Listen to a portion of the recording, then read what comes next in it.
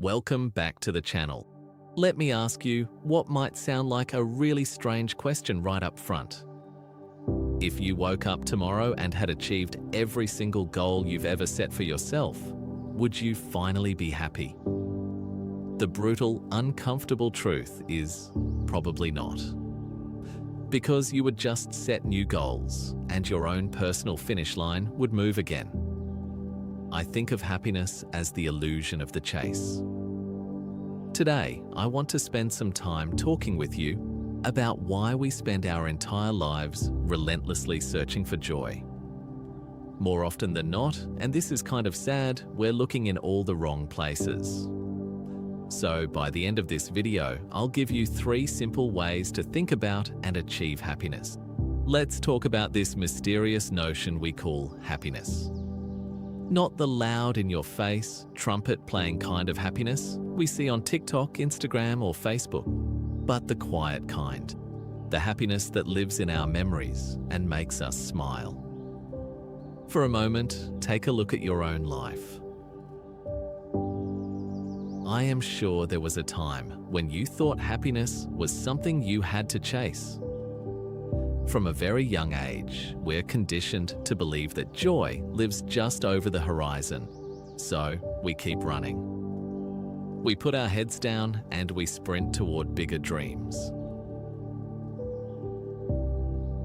A better future, a different life. We fall into what I call the when-then trap. When I get that promotion, then I'll be happy. When I finally buy the house, then I'll relax. When the kids are older, then I'll start enjoying my weekends. We push our joy so far into the future that we never stop to look around. We treat the present moment like it's just a waiting room, an obstacle in the way of our real lives. Let me give you an example of a guy I was never a big fan of in the musical sense. Ed Sheeran. A few years ago, Ed Sheeran was arguably the biggest pop star on the planet. My whole perspective on him and his music changed when I read about his philosophy on life. He was breaking global stadium attendance records and achieving every single measure of success a musician could possibly dream of. By society standards, he had achieved it all.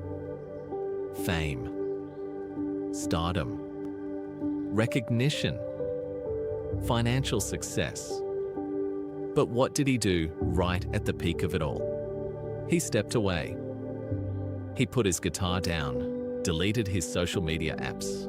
In fact, he doesn't even own a mobile phone now. Why?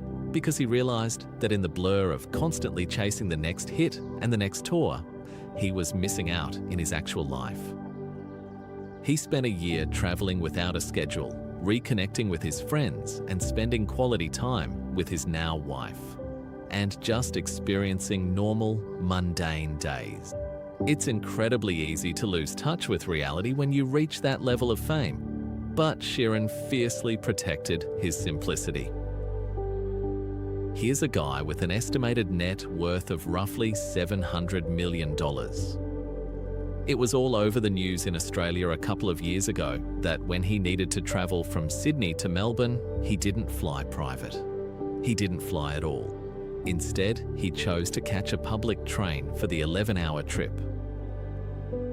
He didn't do it as a PR stunt. In fact, he tried to avoid the paparazzi.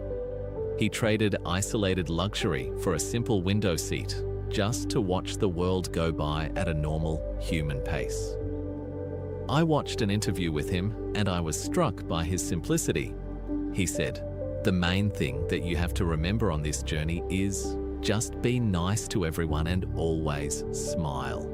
Always appreciate things because they could be gone tomorrow." This happens to so many of us on a smaller scale. Years later, we finally find the life we were chasing. We get the job. We buy the house. We reach the milestone. But somehow, our hearts keep searching for the life we never realized we already had. What if happiness had been sitting beside us all along? Would we have noticed it? Felt it? For me, and maybe for you too, it was the family dinners I missed or rushed through. It was the friends I'd thought I'd always have. It was the ordinary mornings I couldn't wait to leave behind. I spent so much time looking at the calendar that I forgot to look at the people sitting right across the table from me. This brings me to a profound and slightly heartbreaking truth about human experience: the whispers of memories. We assume that happiness is going to announce itself with a marching band, but maybe happiness was never waiting somewhere ahead. Maybe it was quietly becoming a memory while we were busy looking for it. One day, you'll suddenly remember a moment you never thought would matter, way back when it happened. Our personal highlight reels rarely look the same viewed from the present. When it's all said and done, you won't remember your biggest achievement. You won't remember the day you earned more money. You certainly won't cherish the things you spent years chasing. But you know what? You'll remember an ordinary afternoon. You'll remember a conversation you didn't know would be the last. You'll remember the way someone important to you made you feel. You'll hold on to the memory of a laugh that filled a quiet room. You will long for a version of life you thought would always be there. Take Sandra Bullock as another example.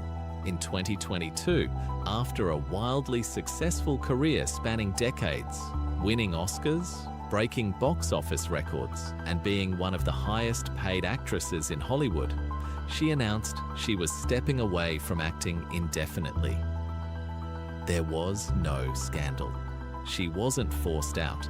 She was just burnt out. She wanted to be in the place that made her happiest, which was at home with her children. She realized that the ordinary afternoons making lunches and doing school drop-offs were way more important than any red carpet. We waste so much time making decisions based on someone else's idea of our happiness. As she once said, nobody says, just be happy, go be a cobbler, or go live with goats. Isn't happiness strange? It's so unassuming. It rarely tells us, I'm here. It only whispers, you'll miss me one day. So, here's another question for you. If happiness only whispers, how do we learn to hear it before it becomes a memory? It starts with redefining what it actually means to be alive. Life is not measured by how many years we survive, but by how deeply we learn to live. And living deeply requires us to drop our anchors in the now. The past keeps knocking and the future keeps calling. Yet the only place where life truly exists is this very moment. Part of the reason we struggle to stay in the present is because the present isn't always comfortable. It contains boredom, frustration, and sometimes profound pain. We run to the future because we hope the future will be completely painless. But believe me, that's a big fat illusion. Happiness and pain are not enemies. They are two teachers walking beside us, shaping a heart that comfort never could. When we try to numb the pain, we accidentally numb the joy too. To feel the warmth of happiness, you have to be willing to feel the sting of the struggle. Every struggle leaves behind a quiet strength, and every mistake becomes wisdom when we choose to learn instead of regret. Failure is rarely the end of a journey. It is the moment life asks us to grow into someone stronger than we were yesterday. If you are constantly trying to curate a perfect, painless life, you will entirely miss the messy, beautiful reality of the one you are actually living right now. So, how do we actually put this into practice? How do we stop running and start finding happiness today? It doesn't require a massive life overhaul, but it does require intentional, tangible action. Here are 3 things you can start doing right now to shift your perspective. It is the quiet art of being here. Right now, in the present. Let me give you some actionable steps. First, force a digital reset.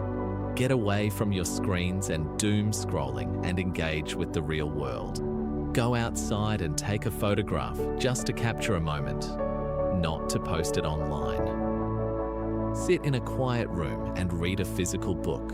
Paddle out and catch a wave.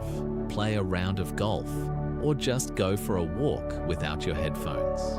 Force your brain to exist in the real world, fully undistracted for at least an hour a day. Second, kill the when-then trap. Write down the things you think you need to be happy. The promotion, the car, the house. Now, deliberately do something joyful today that has absolutely nothing to do with those goals. Actually, taste your morning coffee. Call a friend. Don't text, just to hear their voice. Break the cycle of waiting and prove to yourself that joy can exist right now. Third, audit your appreciation. Love sincerely and let your guard down. Tell people how much they mean to you while they are still sitting across the table from you. Don't wait for a special occasion to show your appreciation. Leave kindness wherever you go. Because in the end, a meaningful life is never remembered for what it owned, but for what it gave. We need to stop exclusively looking at the horizon and start looking at our own life. Backwards. Listen closely to the whispers of your everyday life. Because this right here, this ordinary, messy, fleeting, perfectly imperfect moment, this is it. This is the main event, folks. Let's make sure we're actually in the room for it. Before I go, I want to take a moment to thank all of you who have subscribed, liked, and watched the videos on this channel. It really means a lot to me. See you on the next video.